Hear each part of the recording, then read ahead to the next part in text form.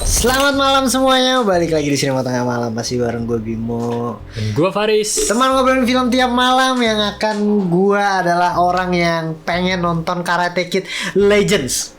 Oke. Gue pengen banget nonton Karate Kid Legends, tapi gue cuma nonton Karate Kid tahun 2010. Asik. Nah, gue penasaran. Kebetulan lu nonton semuanya kan, Is? Iya, Dari kecuali yang- yang ini sih Next Karate Kid ada tuh yang cewek. Oh, Spin gua off nggak tahu kayak gitu, lagi. spin off lah. Nggak tahu. Nanti kita Itu belum boleh nonton. boleh ceritain. Gue kayak mungkin dalam 10-15 menit ke depan gue pengen tahu gimana caranya gue bisa nonton Karate Kid Legends tapi masih bisa dapat nostalgianya, masih Iya. bisa dapat hype-nya, vibes-nya, karena kan ini yang gue tahu adalah menggabungkan Karate Kid dari legacy-nya Miyagi dan Jackie Chan, bro. Iya, Mr. Hand. Iya Yang, kan? yang sebenarnya uniknya adalah itu kan remake ya. Iya.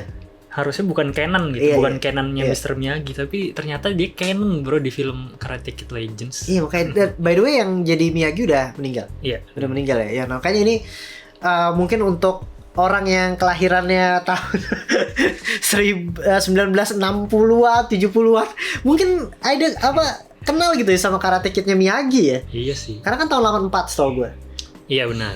Nah gue pengen tahu apa yang harus gue tonton, dan lu boleh lah mungkin menceritakan tentang Karate Kid ini biar gue bisa dapat nostalgianya lah. Oke, sebenarnya yang pertama pastinya Karate Kid yang original ya. Oke. Tahun 1984 Iya. itu Daniel LaRusso itu memang karakter utamanya sama Mr. Miyagi. Iya. Sebenarnya kalau dari cerita sih ya mirip lah sama Karate Kid yang 2010. Iya. Itu pun sebenarnya gue juga pertama kali nonton Karate Kid adalah yang Jackie Chan. Jackie Chan Yang 2010 gue ya. tonton Iya. itu di bioskop zaman kita masih kecil gitu. SD. Terus gue nemu satu judulnya kok sama Karate Kid pas lagi Iya. nonton di TV kabel. Terus ceritanya kok juga sama, dan gue baru tahu kalau ternyata itu remake. Oh. Ya, sebenarnya jalan ceritanya sama mu, kayak orang. Bedanya mungkin lebih ke setting tempat aja ya, sama culture-nya ya. Oh, Kalau iya. yang Karate Kid yang original, Daniel LaRusso pindah kota California, Iya. dan di sana dia ketemu sama Cobra Kai. Kalau di sini ada nama gengnya Cobra Kai gitu. Geng Kayaknya karate ikonik gitu. banget ya Cobra Kai, sampai ada seriesnya juga ya. Iya. Dan di sana ya intinya dibully juga sama sama Jaden Smith, dibully, dan akhirnya ketemu sama satu sosok sensei atau mentornya gitu lah. Ya, di sini Mr. Miyagi gitu. Ceritanya sama lah kalau yang pertama. Tapi Lu kenapa udah bisa- dia sampai 3 loh, sampai part 3 aja. Ya itu sih mungkin memang karena apa ya? Dia bikin karate itu menjadi keren gitu. Kalau menurut gue ya, kan Iya. gue nggak experience juga ya. Iya. Tahun 84 di Amerika seperti apa gitu. Mungkin kayaknya memang anak-anak di sana pada saat itu nonton itu bikin karate itu jadi keren banget gitu di sana. Tapi ini Pada fokus ke masa itu. karate ya kalau si Miyagi ini ya. Iya, dia karate, bener-bener karate. Iya. Karena kan kalau yang Jackie Chan 2010 kayak menurut gue lebih ke kungfu, bro. Iya, itu harusnya Lebih ke judulnya kungfu. Kungfu bro. Kid, iya makanya. Oke, jadi itu emang tadinya feeling gue sih emang cuma dibuat 3 doang kayaknya. Karena gapnya jauh banget kan. Abis itu langsung loncat ke Karate Kid 2010. Bener. Jackie Chan, bener gak sih? Apa ada lagi gap di situ tuh? Gak ada kan? Sebenarnya kan Karate Kid part 1 part 2 part 3 ya. Itu kisahnya tentang LaRusso lagi sama Mr. Miyagi berpetualang lah intinya. Kalau yang kedua dia di Jepang, Iya. di Okinawa gitu. Dan yang ketiga kembali di Amerika. Cuma intinya sebenarnya tetap sama mau. Kayak lu apa ya? Ada pelajarannya tentang pokoknya ada sosok musuh yang Iya. dark side gitu Iya. intinya kalau di Star Wars ya. Si Daniel itu light side-nya. Mungkin yang ketiga sih yang cukup unik menurut gua. Kalau yang kedua masih lumayan sama lah formatnya. Kalau yang ketiga lumayan unik tuh karena Daniel LaRusso-nya kayak diajarin dark side tuh Oke. sama orang namanya Terry Silver. Dia sebenarnya Cobra Kai, cuma dia pura-pura baik kayak gua akan jadi sensei lu Daniel, dan diajarin keras itu sampai berdarah-darah tangannya. Oke. Diajarin kayak gitu. Intinya Daniel ada serunya ke dark side-nya Daniel gitu lah. Iya. Itu yang gue suka. Dan menurut gue yang paling bagusnya sih Cobra Kai sih. Cobra Kai seriesnya ya? Cobra Kai seriesnya bro. Iya, seriesnya tuh rame banget, 2018 sampai 2025 Baru iya. habis. Baru habis ya? Iya. Iya, Berapa makanya. bulan lalu itu gokil sih. Dan itu Maksudnya- menceritakan tentang si musuhnya lebih tepat ya sebenarnya. Iya, si Johnny Lawrence yang dia kalahin di Karate Kid 1 tuh. Itu dia kan Cobra Kai. Dan dia yang ngebully si Daniel tuh. Akhirnya dikalahin dengan tendangan ikoniknya kan itu. Ternyata tendangan ikonik itu bikin dia depresi sampai tua. Damn, nah itu maksud gue bagusnya, Is. Ya kan ngambil inti plot jadi sebuah plot baru yang jadi series tuh luar Itu keren biasa sih. itu menurut gue. Maksudnya di Karate Kid yang OG itu si Johnny Lawrence ini di plotnya sebagai apa ya, prodigi lah. Dia akan dijadikan salah satu atlet karate terbaik gitu. Tapi karena dia kalah sama Daniel yang baru latihan 6 bulan, depresi abis, sampai di Cobra Kai diceritain kalau dia di masa tuanya tuh bener-bener parah dah. Hidupnya pas-pasan gitu, nggak tahu kerja apaan gitulah. Sampai dia punya anak cowok namanya Robbie.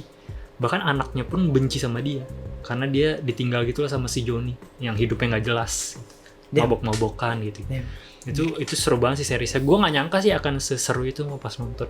Nah itu berarti kan, aduh gila, gue jadi menarik lagi sama series. Maksudnya kayak perjalanan hidupnya itu kayak kita mungkin kalau nonton Karate Kid yang pertama kita nggak, oh ya udahlah paling musuhnya ya udah aja selesai ceritanya. Tapi di Cobra Kai dikasih emosi yang sangat dalam berarti. Dan jujur ya, sebenarnya Karate Kid filmnya tuh menurut gue yang satu oke lah, bagus gitu. Dan menurut gue itu filmnya biasa-biasa aja mau.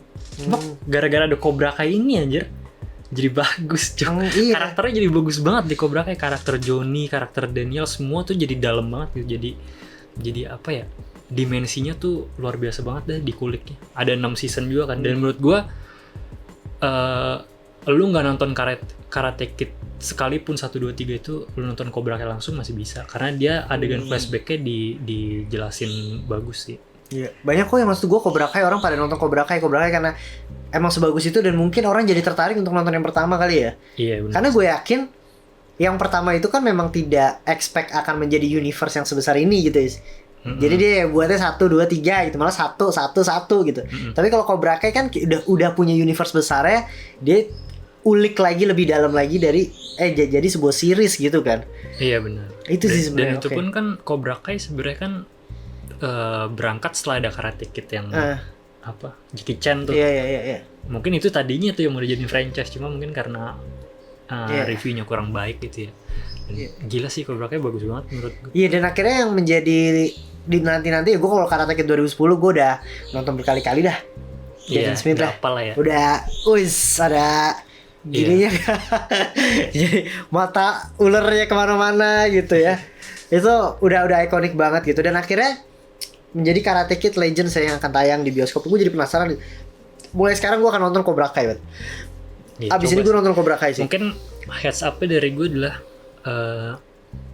ini seriesnya sebenarnya nggak dewasa banget gitu. Kalau yang tadi gue ceritain kan tentang depresi gitu. Cuma kemasannya tuh bener-bener ketika lu masih bocil demen nonton film karate action yang nggak terlalu apa ya, gimana, bukan kayak The Raid koreografinya nggak keren kayak The Raid, karatenya mungkin terkesan lemot gitu, cuma dramanya gokil sih. Ya gue mungkin karena kan gue juga lahirnya di eranya Karate Kid 2010 ya.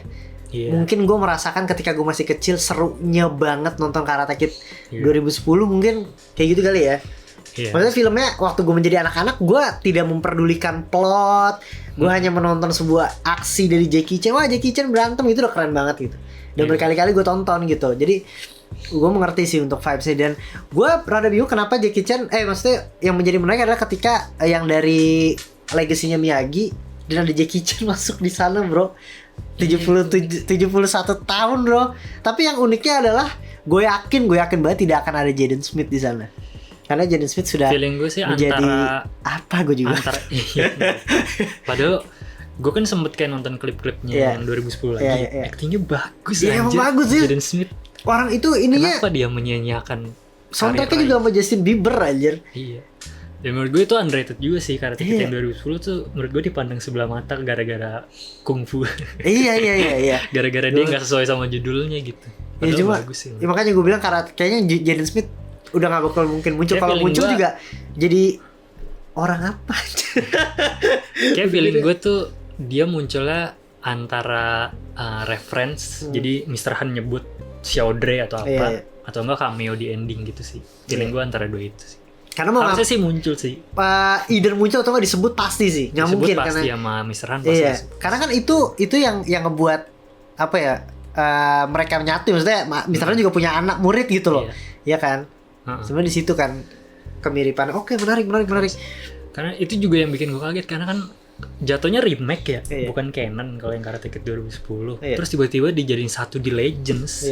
Berarti karakter itu ketika apa ya, Daniel LaRusso punya kehidupan, karakter Mr. Han juga punya kehidupan dan bersatu, itu menurut gue keren sih. Dan nggak ada ikon apa ya, ikon martial arts yang lebih besar daripada Jackie Chan gitu.